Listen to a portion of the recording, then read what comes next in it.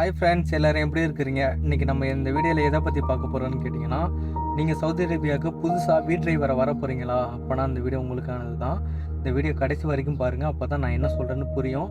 ஏன்னு கேட்டிங்கன்னா, உங்களுக்கும் கஃபீலுக்கும் சில ஒப்பந்தங்கள் இருக்கும். ஸோ இந்த ஒப்பந்தங்களை பற்றி எப்படி சரி செய்யணும், நீங்கள் வீட் டிரைவரை வந்த உடனே நீங்கள் என்ன செய்யணும், எதை செய்யக்கூடாது, ஸோ உங்களோட கஃபீலு உங்களுக்கு பிடிச்ச மாதிரி எப்படி மாற்றிக்கிறணும், வீட் டிரைவர் நிறைய கஷ்டம்லாம் சொல்லியிருக்காங்க, இந்த பிரச்சனையெல்லாம் எப்படி சரி பண்ணணும் அப்படிங்கிறத பற்றி தான் இந்த வீடியோவில் நம்ம பார்க்க போகிறோம். இப்போ வாங்க நம்ம வீடியோக்குள்ளே போகலாம்.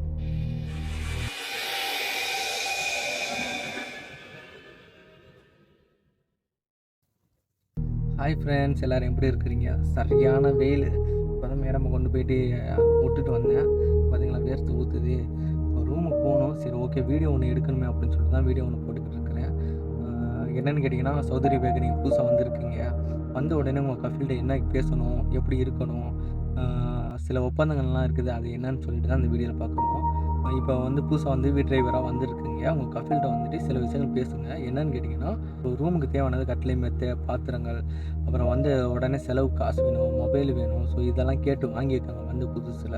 அதுக்கப்புறமாட்டி அவர்கிட்ட கேளுங்க, எனக்கு என்னென்ன வேலை அப்படின்னு சொல்லி கேளுங்க. அதுக்கு அவர் சொல்லுவார், காரை துடைக்கணும், க்ளீன் பண்ணணும், அப்புறமாட்டி மேடம் ஆஃபீஸ் கூட்டிகிட்டு போகணும், ஸ்கூலுக்கு பிள்ளைங்களை கூட்டிகிட்டு போகணும், இதெல்லாம் சொல்லுவாங்க.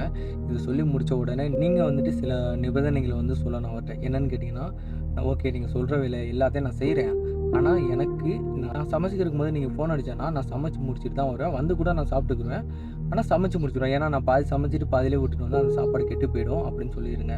அதுக்கு அவர் சரி ஓகேன்னு சொல்லுவார். அதுக்கப்புறமாட்டி சாப்பிட்டுக்கிட்டு இருக்கும்போது நீங்கள் ஃபோன் அடிச்சேன்னா நான் சாப்பிட்டு முடிச்சுட்டு தான் வருவேன் அப்படின்னு சொல்லுங்கள். அப்புறமேட்டு நீங்கள் முஸ்லீமாக இருந்தாலும் தொழுகை போகிறதா இருந்துச்சுன்னா நான் தொழுகை போகிறேன் அப்படின்னு சொல்லுங்கள். இல்லை முஸ்லீம் இல்லைன்னா சரி, ஓகே, நீங்கள் வேறு என்ன பிரச்சனையோ அதை எல்லாத்தையும் சொல்லிக்கோங்க.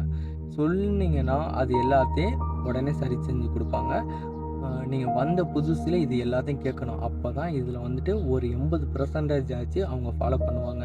நீங்கள் வந்த புதுசில் எதுவுமே கேட்கல வைக்கலான்னா அப்புறம் அவ்வளோதான், முடிஞ்சு போச்சு. கொஞ்சம் நாள் சென்றுட்டு அரபி மொழியெல்லாம் கற்றுக்கிட்டதுக்கு அப்புறமாட்டி நம்ம கேட்போம் அப்படின்னு சொல்லிட்டு இருந்துடாதீங்க.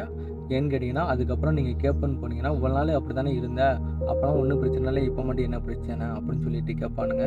ஸோ அதனால் கட்டாயமாக நீங்கள் வந்த ஒரு மாதத்துக்குள்ளே எல்லாம் பேசணும். ப்ரோ, எனக்கு அரபி பேச தெரியாது, எப்படி ப்ரோ கேட்கணும் அப்படின்னு சொல்லிட்டு கேட்டிங்கன்னா ரொம்ப சிம்பிள் தான். நீங்கள் வந்த புதுசில் உங்கள் முதலாளியும் உங்கள்கிட்ட பேசணும்னு சொல்லுவார். பேசும்போதுட்டு உங்களுக்கு மொழி தெரியாது, அப்போது உங்களுக்கு விசா பாருங்கள் கொடுத்தாருல, ஸோ அவரை கூட்டிகிட்டு வச்சு தான் பேசுவாங்க.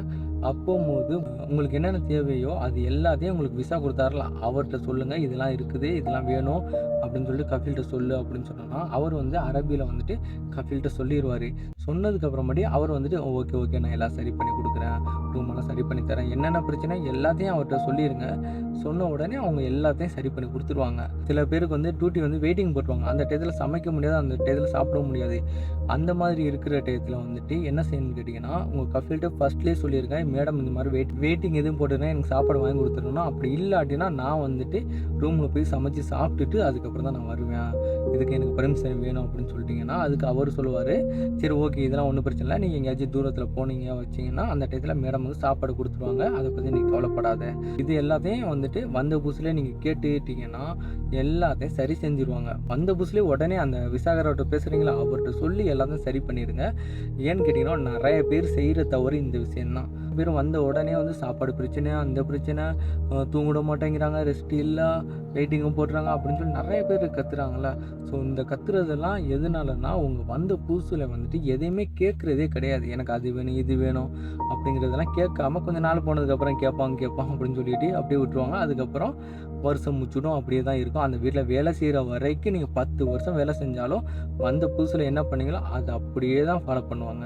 அதனால் நீங்கள் வந்த புதுசுலேயே உங்களுக்கு என்னென்ன தேவையோ அதெல்லாம் கேட்டு வாங்கிட்டீங்கன்னா அதை நீங்கள் 20 வருஷம் அதே வீட்டில் வேலை செஞ்சாலும் வந்த புதுசில் உங்களுக்கு என்ன ஃபாலோ பண்ணாங்களோ, ஸோ உங்களுக்கு என்னென்ன நீங்கள் கேட்டு அதை ஃபாலோ பண்ணாங்களோ அதுலேருந்து கரெக்டாக 20 வருஷமாக செஞ்சுக்கிட்டே வருவாங்க. ஆனால் கேட்காம விட்டுறாதீங்க. வந்த புதுசுலேயே கேட்கணும். பயமாக இருக்குமோ அப்படின்லாம் எதுவும் நினைக்காதீங்க. உங்களோட உரிமை, ஓகேங்களா? இதெல்லாம் நீங்கள் கேட்டு வாங்கிடணும். அப்படி கேட்காம இருந்தீங்கன்னா அப்புறம் இந்த நிறைய பேர் பாருங்கள், போஸ்ட்டு போடுவானுங்க, கஃபீல் அடிச்சு விட்டான், மிச்சு விட்டான், எனக்கு சித்திரவு பண்ணுறான், தூங்க விடலை, சாப்பிட விடலை அப்படின்னு சொல்லிட்டு நீங்கள் ஒரு பக்கம் புலம்பிக்கிட்டு இருக்க வேண்டியதான். அப்புறம் பிரச்சனை சந்திக்கணும். இது எல்லாத்தையும், இந்த பிரச்சனை எல்லாத்தையும் நான் வந்த புதுசில் நான் அனுபவித்தேன். எனக்கு ரொம்ப கஷ்டமாக இருந்துச்சு, என்னால் ஒன்றுமே செய்ய முடியலை. அதுக்கப்புறமேட்டு அரபி மொழியெல்லாம் கற்றுக்கிட்டு வெளிநாட்டு வாழ்க்கையெல்லாம் வந்துட்டு கற்றுக்கிட்டேன். ஸோ ஒரு வீட்டுக்கு போனால் என்ன செய்யணும், ஏது பண்ணணும், எப்படி அரபிகிட்ட பேசி வந்துட்டு வீடு பிரச்சனை சரி பண்ணணும் அப்படிங்கிறத எல்லாத்தையும் வந்துட்டு மற்றவங்கள்ட்ட கேட்டு எல்லாத்தையும் கற்றுக்கிட்டு அதுக்கப்புறம் நான் வேறு ஒரு இடத்துக்கு வேலைக்கு வரும்போது இது எல்லாத்தையும் நான் சொன்னேன். இதெல்லாம் எனக்கு வேணும், அதெல்லாம் சரி பண்ணி கொடுங்க, அப்போ தான் நான் உங்கள் வீட்டில் வேலை பார்ப்பேன், உங்களுக்கு பிடிச்ச மாதிரி நான் எல்லாத்தையும் வேலை செய்வேன் அப்படின்னு சொல்லிட்டேன். அதுக்கு அவங்களும் நீ என்ன சொன்னியோ அது எல்லாத்தையும் நான் சரி பண்ணி தரேன், உனக்கு எந்த பிரச்சனையும் இருக்காது, நீ நல்லபடியாக வேலை பாரு அப்படின்னு சொல்லிட்டாங்க. அதுக்கு அவங்களுக்கு ரொம்ப பிடிச்சிருச்சு. அதே மாதிரி தான் நான் இன்ன வரைக்கும் இருக்கிறேன். எனக்கு எந்த ஒரு பிரச்சனையும் இல்லாமல் சூப்பராக இருக்குது. ஒரு நல்ல கஃபீல், நல்ல மேடம், வேலை ரொம்ப கம்மி, இந்த மாதிரி சில விஷயங்கள்லாம் இருக்குது. எந்த ஒரு பிரச்சனையும் இல்லாமல் அல்ஹம்துலில்லாஹ் நல்லபடியாக இருக்கிறேன். நீங்களும் இது மாதிரி ஃபாலோ பண்ணுங்கள். ஸோ முக்கியமான விஷயம், முஸ்லீமாக இருந்தீங்கன்னா இந்த நாட்டு கல்ச்சரை பற்றி தெரியும். அதே முஸ்லீம் இல்லாமல் வேறு யாரும் வந்திருந்தீங்கன்னா கட்டாயமாக அந்த நாட்டு கல்ச்சரை தெரிஞ்சுக்கோங்க. ஏன்னா அந்த நாட்டோட கல்ச்சரை பற்றி நீங்கள் மதிக்கணும், அவங்களுக்கு வந்து மரியாதை கொடுக்கணும். ஸோ நீங்கள் சில பேர் வந்துட்டு அவதூறு சொல்லுவாங்க, அது அப்படி இது அப்படின்னு சொல்லிட்டு, அது மாதிரி எந்த ஒரு தவறு செஞ்சிடாதீங்க. அப்படி இந்த நாட்டில் வந்து ஏதாவது தவறுகள், அவங்கள அரபிகளை பற்றி தப்பாக பேசி வீடியோ போட்டு இல்லைன்னா ஏதாவது பண்ணிங்க வச்சிங்கன்னா உங்கள் மேலே கேஸ் ஆகிடும். அதுக்கப்புறம் தூக்கி உள்ளே வச்சுருவானுங்க. 2 வருஷம் 3 வருஷம் ஜெயிலில் போட்டுருவானுங்க. பெரிய பிரச்சனை ஆகிடும்.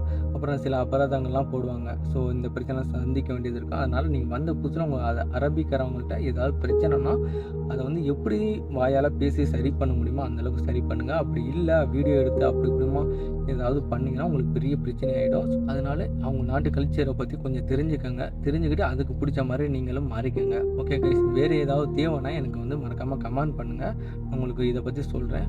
ஸோ நிறைய பேர் என்னோடய வீடியோ பார்க்குறீங்க, எனக்கு நிறைய சப்போர்ட் பண்ணுறீங்க, எனக்கு ரொம்ப பிடிச்சிருக்கு. இது மாதிரி நிறையா டிப்ஸ்க்கெல்லாம் வந்து நம்மளோட வீடியோவில் பார்க்கலாம், தெரிஞ்சுக்கலாம். இதுக்கு முக்கியமாக நம்மளோட சேனல் சப்ஸ்கிரைபர் பண்ணி வச்சுக்கணும். அப்போ தான் இது மாதிரி டிப்ஸ்க்கெல்லாம் நிறையா தெரிஞ்சுக்கலாம். உங்களோட ஃப்ரெண்டு யாராவது புதுசாக வரப்போகிறதால இருந்தாங்கன்னா இந்த வீடியோ அவங்க ஷேர் பண்ணுங்கள், அவங்களுக்கு ரொம்ப யூஸ்ஃபுல்லாக இருக்கும். ஓகே கைஸ், இந்த வீடியோ பிடிச்சிருந்துச்சுன்னா லைக் பண்ணுங்கள், வீடியோ பிடிக்கலன்னா ஏதாவது குறை இருந்துச்சுன்னா கமெண்ட் பண்ணுங்கள். அடுத்த வீடியோவில் சந்திப்போம். பாய்.